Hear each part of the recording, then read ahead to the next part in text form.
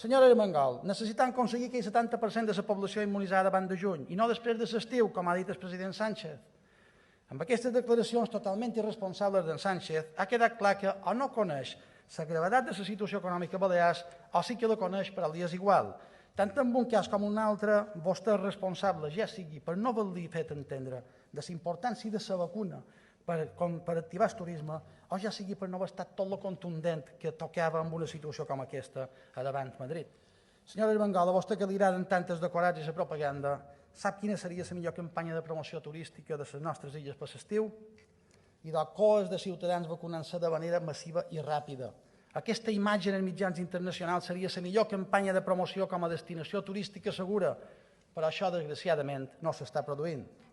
Ningú nega la dificultat de governar en unes circumstàncies tan adverses, però el principal partit de l'oposició, per això, no s'ha limitat a controlar en el govern i assenyalar els seus errors, que n'hi ha hagut i greus, sinó que des del principi de la pandèmia han volgut aportar les nostres idees i propostes. El Partit Popular sempre hem volgut ajudar, però vostè ha utilitzat la pandèmia des del primer dia per intentar aïllar-nos únicament pel seu propi interès partidista.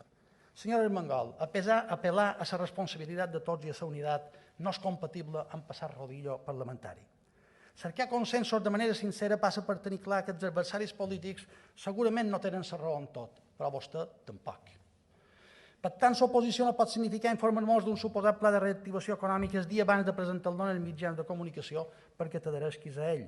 Un pla que s'ha demostrat un fracàs, tal com ja li vàrem vaticinar. A vostè, els caos, això és el que vostè ha volgut vendre, exactament igual que fan Sánchez a Madrid. I resulta que ara el que tenim són les dues coses. La tenim a vostè i tenim el caos. Miri, jo li he estès la mà moltes de vegades, però vostè sempre l'ha rebutjada. La darrera vegada fa poques setmanes per aprovar els comptes del 2021 i vàrem rebre el menyspreu com a resposta. Avui li torno a oferir la meva voluntat de pactar per afrontar el futur amb l'únic objectiu de que les Illes Balears superem, com més aviat millor, aquesta crisi. Un pacte per un veritable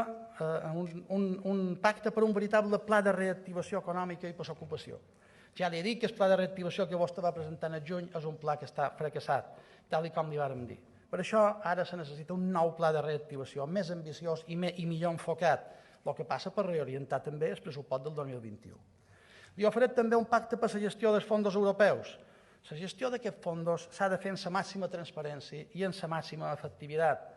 Per això vostè hauria d'acceptar la creació d'aquesta comissió de control i transparència d'aquells fons, allà on puguem estar representades totes les forces polítiques d'aquell Parlament.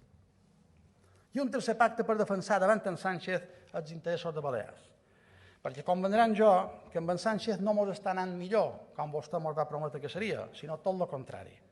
Tenim massa assumptes pendents en Madrid, que dormen el somni dels justos.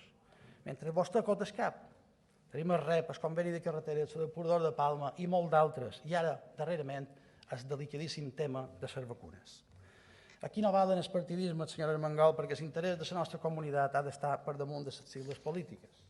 Senyores i senyors diputats, és lògic i comprensible que existeixin diferències d'enfocament en determinades qüestions a l'hora de plantejar sortides en aquesta crisi. Però ningú pot entendre que totes les propostes que realitza el principal partit de l'oposició siguin perjudicials pels ciutadans i vostès les votin en contra.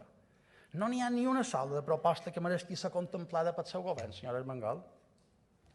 En una situació de tanta incertesa no és el moment d'aquesta arrogància, sinó de la humilitat, de saber escoltar i reconèixer que els que no pensen com tu també poden aportar en el bé comú. Ara és el moment de superar frontismes, trinxeres ideològiques i suposades superioritats morals. La mà del Partit Popular segueix estesa i oberta per ajudar a sortir d'aquesta crisi, senyora Armengol. Rectifiqui i l'agafi. Más vale tarde que nunca. Les enquestes electorals no ho sé, però la ciutadania de Balears li agrairà. Moltes gràcies.